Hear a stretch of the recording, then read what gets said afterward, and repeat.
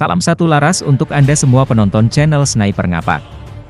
Pada kesempatan kali ini Sniper Ngapak membahas mengenai status hukum korban yang coba bertahan dan melawan pelaku begal hingga tewas.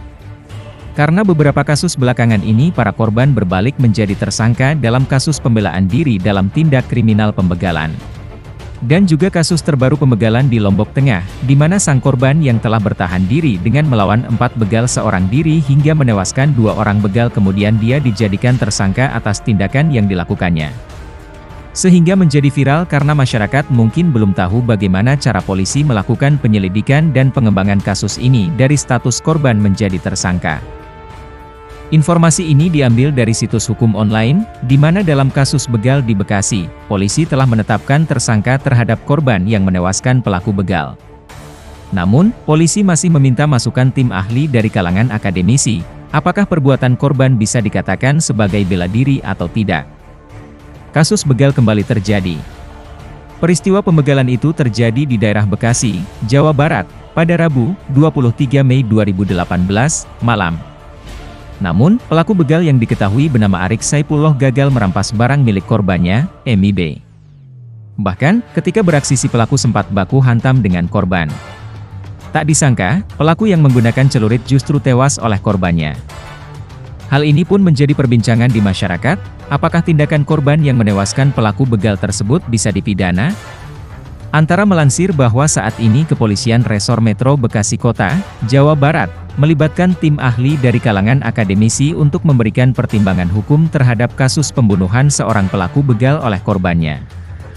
Saat ini MIB, 19, telah kita tetapkan sebagai tersangka dalam kasus pembunuhan terhadap Arik Saipullah, 18, meskipun secara keterangan MIB mengaku membela diri dari serangan begal, kata Kasat Reskrim Polrestro Bekasi Kota AKBP Jairus Saragih di Bekasi, Senin, 28 Mei 2018. Menurut dia, penjatuhan status sebagai tersangka dilatar belakangi perbuatan MIB yang menghilangkan nyawa orang sesuai pasal 351 ayat 3 Kitab Undang-Undang Hukum Pidana, KUHP, tentang hilangnya nyawa seseorang. Pasal 351 ayat 3 menyatakan, jika mengakibatkan mati, diancam dengan pidana penjara paling lama 7 tahun. Hingga kini MIB telah mendekam di penjara Mapolrestro Bekasi Kota sambil menunggu hasil konsultasi kepolisian kepada tim ahli. Kami melibatkan 2 tim ahli dari kalangan akademisi. Kita minta masukan apakah perbuatan MIB bisa dikatakan sebagai bela diri atau tidak, katanya. Menurut dia, konsultasi tim ahli membutuhkan waktu selama sepekan ke depan untuk memutuskan apakah status tersangka terhadap MIB akan dilanjutkan hingga proses pengadilan atau digugurkan. Pendapat ahli nanti bisa menggugurkan status tersangka MIB bila memang perbuatannya itu masuk dalam kriteria membela diri, katanya. Merujuk penjelasan klinik hukum online, seseorang tidak dapat dihukum karena melakukan perbuatan pembelaan darurat untuk membela diri atau orang lain atau hartanya dari serangan atau ancaman yang melawan hukum. Hal ini diatur dalam pasal 49 KUHP yang berbunyi sebagai berikut. 1. Tidak dipidana, barang siapa melakukan perbuatan pembelaan terpaksa untuk diri sendiri maupun untuk orang lain, kehormatan kesusilaan atau harta benda sendiri maupun orang lain, karena ada serangan atau ancaman serangan yang sangat dekat pada saat itu yang melawan hukum. 2. Pembelaan terpaksa yang melampaui batas, yang langsung disebabkan oleh keguncangan jiwa yang hebat karena serangan atau ancaman serangan itu, tidak dipidana. Pasal 49 KUHP tersebut mengatur mengenai perbuatan pembelaan darurat atau pembelaan terpaksa (no-2R) untuk diri sendiri maupun untuk orang lain, kehormatan kesusilaan atau harta benda sendiri maupun orang lain, karena ada serangan atau ancaman serangan yang sangat dekat. Menurut pasal ini, orang yang melakukan pembelaan darurat tidak dapat dihukum. Pasal ini mengatur alasan penghapus pidana yaitu alasan pembenar karena perbuatan pembelaan darurat bukan perbuatan melawan hukum. Syarat-syarat pembelaan darurat menurut R. Susilo dalam buku, Kitab Undang-Undang Hukum Pidana serta komentar-komentar lengkap pasal demi pasal, hal 65, 66, yaitu 1. Perbuatan yang dilakukan itu harus terpaksa dilakukan untuk mempertahankan, membela.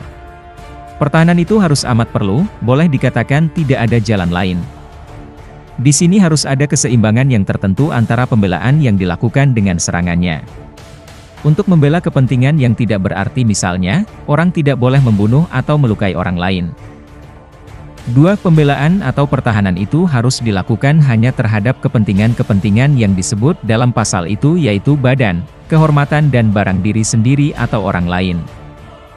3. Harus ada serangan yang melawan hak dan mengancam dengan sekonyong-konyong atau pada ketika itu juga. Susilo memberi contoh, pembelaan darurat, Pasal 49 ayat 1 KUHP, yaitu seorang pencuri mengambil barang orang lain, kemudian si pencuri menyerang orang yang punya barang itu dengan pisau belati. Di sini orang itu boleh melawan untuk mempertahankan diri dan barangnya yang dicuri itu, sebab si pencuri telah menyerang dengan melawan hak. Selanjutnya, serangan itu harus sekonyong-konyong atau mengancam ketika itu juga. Tapi, jika si pencuri dan barangnya itu telah tertangkap, maka orang tidak boleh membela dengan memukuli pencuri itu. Karena pada waktu itu sudah tidak ada serangan sama sekali dari pihak pencuri, baik terhadap barang maupun orangnya. Kemudian, Susilo juga memberikan contoh, pembelaan darurat yang melampaui batas, atau nodweer excess, pasal 49 ayat 2 KUHP, sebagai berikut. Misalnya seorang agen polisi yang melihat istrinya diperkosa oleh orang, lalu mencabut pistolnya yang dibawa dan ditembakkan beberapa kali pada orang itu, boleh dikatakan ia melampaui batas-batas pembelaan darurat. Karena biasanya dengan tidak perlu menembak beberapa kali, orang itu telah menghentikan perbuatannya dan melarikan diri. Apabila dapat dinyatakan pada hakim, bahwa bolehnya melampaui batas-batas itu disebabkan karena marah yang amat sangat, maka agen polisi itu tidak dapat dihukum atas perbuatannya tersebut.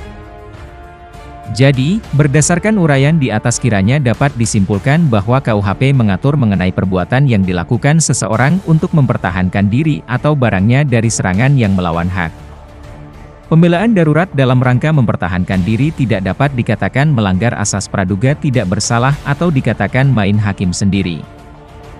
Jika si pemilik rumah yang menyebabkan si pencuri mati tersebut dapat membuktikan di sidang pengadilan bahwa perbuatannya itu dilakukan dalam rangka pembelaan darurat, maka dia tidak dapat dihukum. Untuk itu, hakim akan mengeluarkan putusan yang melepaskan terdakwa dari segala tuntutan hukum, onslag van allerechtsvervolging. Dalam kasus begal di Bekasi, selain MIB, polisi juga menjatuhkan status tersangka kepada Indra Yulianto selaku rekan Arik karena polisi mengantongi bukti keterlibatannya dalam kasus pencurian motor dengan korban yang lain. Kemarin Indra sudah keluar dari rumah sakit setelah menjalani pengobatan luka bacokan celurit yang dilakukan MIB saat terlibat duel dengan Arik, katanya. Seperti ramai diberitakan, seorang pelaku begal bernama Arik Saipullah tewas di tangan korbannya, MIB, saat sedang beraksi di Jalan Layang Sumarekon, Bekasi Selatan, Kota Bekasi, Jawa Barat, Rabu 23 Mei malam. Arik tewas akibat sabetan celurit miliknya sendiri yang jatuh ke tangan MIB saat keduanya terlibat duel. Selain menewaskan Arik, kejadian tersebut juga melukai Indra rekan Arik dengan luka serius karena terkena sabetan celurit. Semoga informasi mengenai kasus pembegalan ini bermanfaat untuk Anda semua penonton channel Sniper Ngapak. Jangan lupa tekan tombol lonceng pemberitahuannya agar Anda mendapatkan informasi menarik mengenai hobi menembak dan berburu lainnya. Salam satu laras.